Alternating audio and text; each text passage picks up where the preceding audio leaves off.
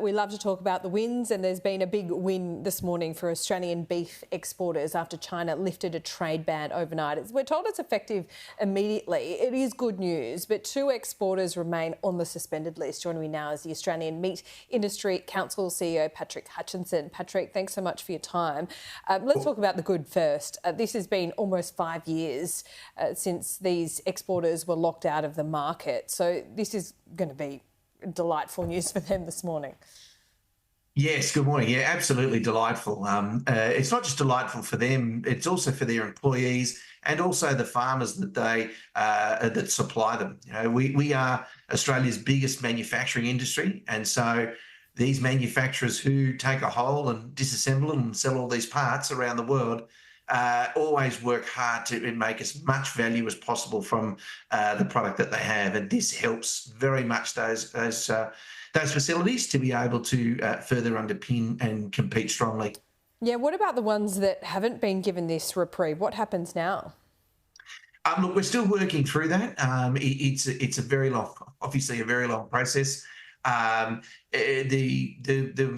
three processing facilities that were reinstated in December, that was due to COVID and COVID issues. These five are down to labelling issues. The last two are down to a suspected residue issue. So we've been working through all along with China on this, and we've been working through different governments, a number of ministers, a few prime ministers, and obviously our department. So it has been a long road. We were unfortunately first in and last out in regards to this issue, but we're just glad that we're nearly to the end. Yeah, nearly to the end. It seems like there's always one final little step. Just, is there degrees of difficulty with ramping up a market so quickly when you see an immediate ban immediately dropped like this? You know, can farmers ramp up production? Does it have an effect on the local market, therefore, you know, beef prices in our supermarkets?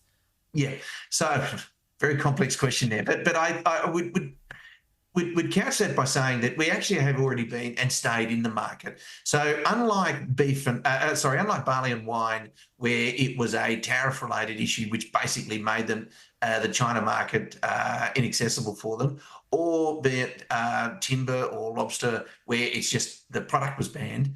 This was an establishment by establishment ban, and so what that meant was, even last year, we sent 200,000 tonnes of beef to China. So this year, what it looks like is we're going to have even a better year there. But again, this is about our total utilisation of our products. And not many people know that, you know, we are an exceptionally sustainable industry. Suffice what everybody wants to talk about, you know, the issue of methane. We're exceptionally sustainable. We use every single solitary part of that product, and we sell it here in Australia and around the world. So what it actually does do is that when markets come back online for specific operators in specific areas, it does have a good news story for the domestic market. Some people think that we are then going to then send all this beef to China. Not going to happen, because it's a cuts-based market. We have plenty of product to go around, and more importantly, what it does do though is that it helps those facilities to be even more solvent than they are now, and that allows them the opportunity to continue to be trading in other markets around the world, including the domestic market. So all in all, a great outcome for not just the Australian beef industry, but for the economy and the community overall. And I also think, you know, it's a long time coming.